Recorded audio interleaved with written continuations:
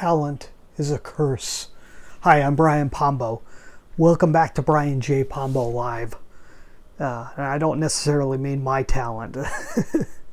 And I don't really mean that it's always a curse. But I think oftentimes we take talent, we take natural genius and so forth, and we kind of put it on a pedestal and act like that is really where it's at, and that those people have it so set. This is why the whole concept of privilege anything is kind of a misnomer, because anytime you are ever set ahead in any way, there's always something else or multiple things holding you back, because you get spoiled with the things that come natural to you. I'll give you a great example. This idea came back to me today when I was watching my son Tyler in jiu-jitsu. So my son Tyler, if you haven't seen him, go back last week. We had a great talk with him as he was showing off one of his toys, and he's 7 years old. He's larger than most kids his age, taller, just a bigger kid in general, which is common on both sides of our family. So I was similar, though not quite so early, but I went through a period of time where I went through a growth spurt and passed up a lot of people my age and got to about the size I'm at now, height-wise, maybe a little bit taller by 7th grade. And so I was a good-sized 7th grader. Did not grow much beyond that, but stopped at that point. So I got to see him go back to Tyler. Got to see him in jiu-jitsu today, and he's with the younger kids, but he's one of the largest kids there. In fact, last week they kind of had a little sparring thing where they all kind of took turns having two at a time try and take each other down. Well, once Tyler got up, nobody else could take him down. You know, it's the whole King of the Hill type thing. We used to play King of the Hill when I was a kid also, where you just have everybody kind of go at it and try and take down one person, and whoever could stay standing the longest was the winner. And I got to an age where I was the winner just about every time. We'd play tackle football in a very similar way as a kid, where everybody would try. I'd have the whole class of guys hanging off of me trying to pull me down, and I realized that, hey, I can keep going and I could just trudge along and get the football across the other side. It was only me and another person my age would be able to do that, and my son's got the same thing, to where nobody could take him down. And that seems like a great talent. It seems like something really amazing. The thing is, it caught up with me. I was lucky enough to stop growing, and all of that, what I considered talent, what I thought I was pretty good at sports for a certain period of time, that all went away pretty quickly. By the time I was pretty decent at football for the first few years.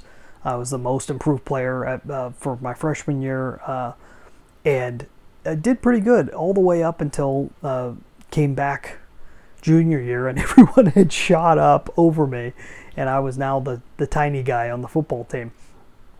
It's a little difficult from that point forward. In fact, I did not play from varsity on. I realized pretty early on that this was not going to be what it was before.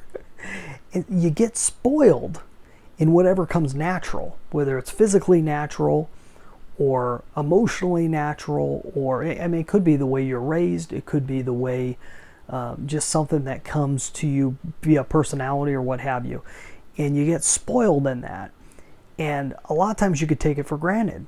And so this is why you oftentimes see people that do great over long periods of time in a certain area in life. And as soon as that's taken away from them, their whole life crumbles.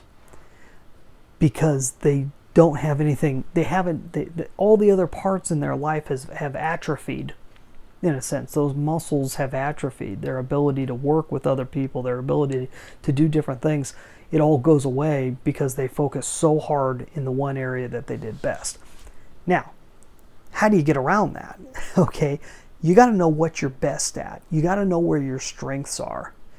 And you've got to look to hire people who have strengths in the other areas, natural tendencies toward one area or another. You got to do this throughout your entire business. If you're a business owner, if you're an executive, and a lot of the people that watch this are, that's what you have to do. When you're hiring, you hire for your weaknesses and for other people's strengths.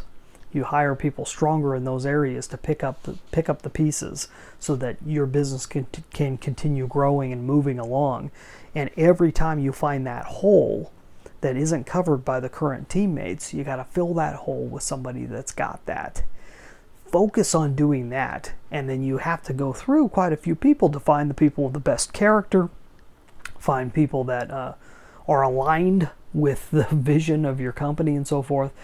But it all really comes down to knowing yourself and not getting too caught up with your strengths, but at the same time realizing what you do have as natural strengths, using it to the best of your ability, and really, really, really honing in on your weaknesses. Not that you need to focus on overcoming all your weaknesses, but that you have to know what you're not good at naturally.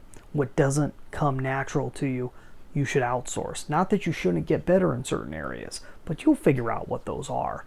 I think we all have a piece of the puzzle in life. We all have a little piece, and we all got to put our pieces together and find where it all fits. And it's going to be different.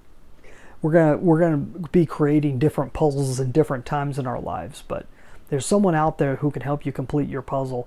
Hopefully that whole thing makes sense to you.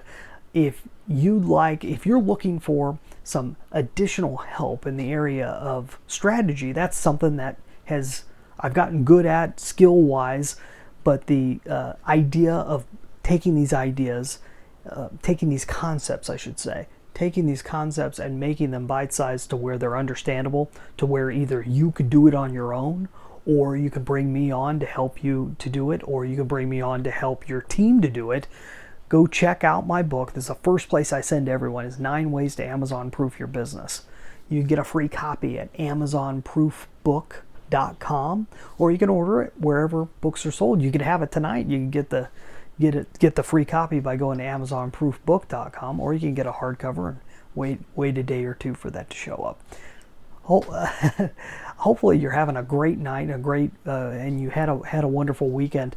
We'll be back here tomorrow. We're here on a regular basis. So come on back, and where we'll talk more about principles, strategies, and tactics to help you grow your business.